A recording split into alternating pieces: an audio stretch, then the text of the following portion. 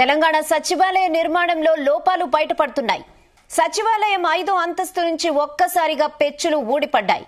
పెద్ద శబ్దాలతో పెచ్చులు ఊడిపడ్డంతో ఉద్యోగులందరూ ఉలిక్కిపడ్డారు. అదృష్టవశాత్తు అక్కడెవ్వరూ లేకపోవడంతో ఎలాంటి ప్రమాదం జరగలేదు.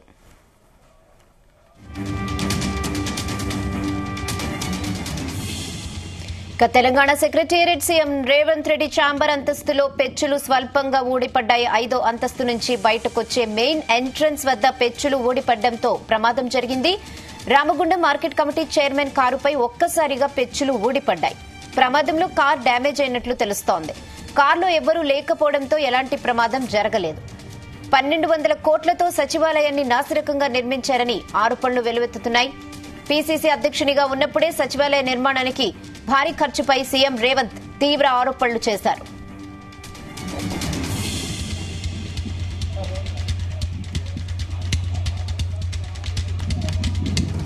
ఇదే విషయంపై మరిన్ని అప్డేట్స్ బ్యూరో చీఫ్ నరేందర్ అందిస్తారు. నరేందర్, కొత్తగా నిర్మించినటువంటి అంబేద్కర్ సచివాలయం నిర్మాణ లోపం అనేది మొదటి నుంచి కూడా కనిపిస్తూ వస్తుంది.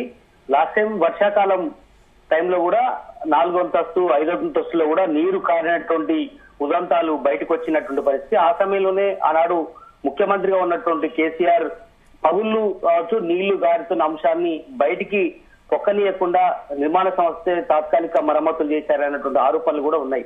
అయితే ఇప్పుడు తాజాగా 5వ అంతస్తు నుంచి మొత్తం పైన సీలింగ్ ఊడిపోయి కింద పడిన నేపథ్యంలో ఏకంగా ఒక కారు కూడా ధ్వంసమైనటువంటి ఘటన మనకు వీళ్ళలోకి వచ్చింది. ఏకంగా బయట మొత్తం పెచ్చులు ఊడిపోయి కనపడ్డాయి. అదేవిధంగా ఇటీవల 6వ అంతస్తులో కూడా వివిధ మరమ్మతులు చేసే ప్రయత్నం చేశారు. దానికి సంబంధించి కూడా మొత్తం బలహీనంగా ఉన్నాయన్న విషయాన్ని కూడా వాళ్ళు కనిపెట్టినటువంటి పరిస్థితి. కానీ ఎలాంటి జాగ్రత్తలు మరమ్మతులకు సంబంధించి తీసుకోకపోవడం ఫలితంగా ఈ పార్టీషన్ లో పగులు వచ్చినట్టుగా గుర్తించిన నేపథ్యంలో పూర్తి స్థాయిలో అది కూలిపోయే పరిస్థితి నెలకొందని కూడా చెప్తున్నారు. అయితే దీనికి సంబంధించి ఇప్పటికే తాజాగా ఈ సంస్థ ఏదైతే సెక్రటరియట్ కట్టించినటువంటి సంస్థ ఏదైతే ఉందో షాపూర్జీ పల్లంజీ సంస్థ పెద్ద కన్స్ట్రక్షన్ కంపెనీ అది. దానికి సంబంధించినటువంటి నిర్మాణ సంస్థ కాసేపటి క్రితమే వాళ్ళు ఒక నోట్ రిలీజ్ చేశారు. రెగ్యులర్ డిపార్ట్మెంట్ వర్క్స్ లో భాగంగా కేబుల్ లైటింగ్ కోసం పనులు చేస్తున్నారు. కన్స్ట్రక్షన్ ప్రాబ్లం కాదు, అది కాంక్రీట్ వర్క్ సంబంధించిన స్ట్రక్చర్స్ ఎలాంటి ప్రాబ్లం లేదు. ఊడిపడింది జిఆర్సీ ఫ్రేమ్ మాత్రమే అనేది వాళ్ళు సమర్థించుకునేటువంటి ప్రయత్నం అయితే చేస్తున్నారు. ఇటీవల లైటింగ్ కోసం కొత్త కేబుల్స్ కోసం జిఆర్సీ డ్రిల్ చేస్తున్నారు. డ్రిల్ చేస్తే జిఆర్సీ డ్యామేజ్ అయిందే తప్ప నిర్మాణం ఎక్కడ కూలిపోలేదు అనేది వాళ్ళ వర్షన్ గా వాళ్ళు చెప్తున్నారు. స్ట్రక్చర్స్ నిర్మాణం పూర్తయి 2 ఏళ్ళు అవుతోంది.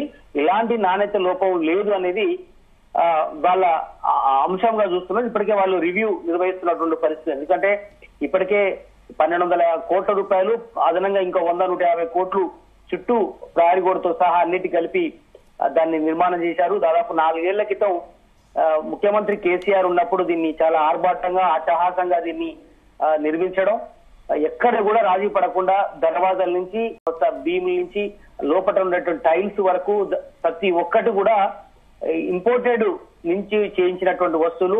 అయితే నిర్మాణం మొదట్లో నుంచి కూడా మొదటి ఆరోపణలు వస్తూ వచ్చాయి. దీంట్లో పెద్ద ఎత్తున అవినీతి జరిగింది అనేటువంటి ఆరోపణ కూడా ఆనాడు పిసిసి అధ్యక్షుడు ఉన్నటువంటి రేవంత్ రెడ్డి, ప్రస్తుత ముఖ్యమంత్రి కూడా ఆరోపణ చేశారు.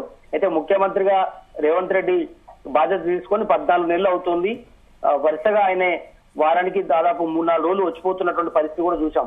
కానీ ఇప్పుడు ఈ రోజు జరిగినటువంటి ఘటన మీద మంత్రులు కావచ్చు, ముఖ్యమంత్రి కావచ్చు, అందరూ నరేందర్, అంటే దీని కన్స్ట్రక్షన్ చేపట్టిన కంపెనీ కూడా చాలా బ్రాండెడ్ అండ్ ఆథెంటికేటెడ్. సో వీళ్ళు ఏం చెప్తున్నారంటే వీళ్ళ వర్షన్ ఎలా ఉండొచ్చు? షాపూర్జీ పల్లంజీ అంటే చాలా మెయిన్ ఇంపార్టెంట్ వే చేపడతారు. ఎక్కడ కూడా దీని మీద నెగిటివ్ లేదు ఇప్పటి వరకు. సో వీళ్ళు ఏమైనా చెప్పే ఛాన్స్ ఉందా దీని మీద?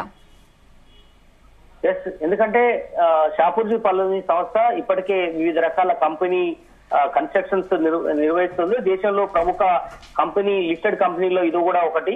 అందులో భాగంగానే వాళ్ళు ఆనాడు కోడ్ చేసి తక్కువకు కడతామని చెప్పడం, అందులో స్టాండర్డ్ గా కడతామని చెప్పిన నేపథ్యంలో ఆ సంస్థకు ఆనాడు ముఖ్యమంత్రి కేసీఆర్ ఆ బాధ్యతలు అప్పగించినటువంటి పరిస్థితి ఉంది.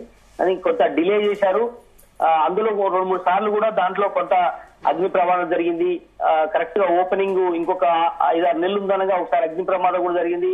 చాలా సార్లు ఓపెన్ అయిన తర్వాత కూడా నీళ్లు కారినటువంటి సందర్భం ఉంది. ఇవన్నీ కూడా ఎప్పటికప్పుడు చిన్న చిన్న మైనర్ రిపేర్స్ అంటూ వాళ్ళు సమర్థించుకునే ప్రయత్నం చేశారు.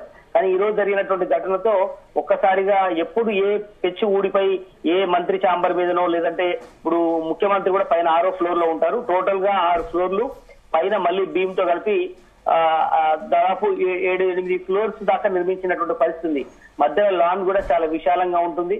బట్ ఈ కన్స్ట్రక్షన్ ని మొదటి నుంచి కూడా అనుమానం వ్యక్తపరుస్తున్నారు. ఆనాడు పిసిసి అధ్యక్షుడు ఉన్నప్పుడు రేవంత్ రెడ్డి కూడా ఇది నాసిరకంగా ఉందనేటువంటి విషయాన్ని కూడా చెప్పారు. దీంట్లో ఈ పెచ్చులు ఏదైతే 6వ అంతస్తులో ఊడిపోవడం కానీ అలా 5వ ఫ్లోర్ నుంచి ఇప్పుడు ఈ రోజు కింద పడడంతో రామగుండం సంబంధించినటువంటి కాంగ్రెస్ నియోజకవర్గ ఇన్ఛార్జ్ ఎవరైతే ఉన్నారో ఆయన కారు మీద పడడంతో మొత్తం ఖరాబ్ అయినట్టుగా కూడా తెలుస్తోంది. బట్ ఏదైనప్పుడు కూడా ఈ ఘటన ఎవరు కూడా అంటే ఎవరు ప్రాణాలు నరేందర్ అంటే ఇటీవల 6వ అంతస్తులో వాస్తు మార్పులు కూడా చేసినట్టుగా తెలిసింది. అంటే ఆ టైంలో ఎటువంటి జాగ్రత్తలు తీసుకోకపోవడం కానీ ఇలాంటి చేయడం వల్ల కూడా ఇలా జరుగుండొచ్చు అనుకోవచ్చా? దీనిపై ఏం చెప్తున్నారు? అలాంటిది ఏం లేదని కూడా ఇప్పటికే చెప్పారు. ఆ రోజు వాస్తు మార్పుల్లో కూడా చిన్న చిన్న మార్పులే చేశారు తప్ప ఎక్కడ కూలగొట్టడం లాంటి కానీ అలాంటిది ఏం చేయలేదు. కనుక ఇలాంటి భీములు కానీ ఏం కదిలినటువంటి పరిస్థితి లేదు. చిన్న చిన్న మార్పులే చేశారు తప్ప కూలగొట్టే అంత స్థాయిలో పైనుంచి పెచ్చిగూడేంత స్థాయిలో వాళ్ళు ఏం చేయలేదు అనేది ఇప్పటికే చెప్తున్నటువంటి పరిస్థితి. బట్ ఏదైనా కూడా నిర్మాణ సంస్థ లోపం ఉందనైతే ప్రాథమికంగా నిర్ధారించారు.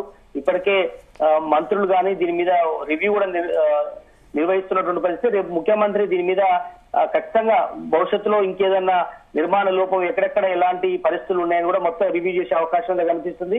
ముఖ్యమంత్రి కేసీఆర్ ఆనాడు ఆర్భాటంగా పోయి ఈ రకంగా నిర్వహించాడు. వాస్తవానికి అక్కడ పాత సెక్రటరియట్ ఉన్న సమయంలో మొత్తం ఆ బ్లాక్స్ అని కూడా సి బ్లాక్ కానీ డి బ్లాక్ కానీ ఇవన్నీ కూడా ఇంకా 10-15 ఏళ్ల పాటు ఉండే అవకాశం ఉండేది. కానీ కావాలనే ముఖ్యమంత్రి ఆనాడు కేసీఆర్ మొత్తం కూలగొట్టేసేసి అట్టహాసంగా ఆర్భాటంగా తాను ఉండడం కోసం నిర్మించాడని కూడా ఆనాడు కాంగ్రెస్ పార్టీకి సంబంధించిన నేతలు కావచ్చు బీజేపీ వాళ్ళు చేశారు. అయితే వడివడిగా ఏం చేయడం వల్ల ఇదంతా జరిగిందని కూడా మొదటి నుంచి ఆరోపణలు ఉన్నాయి.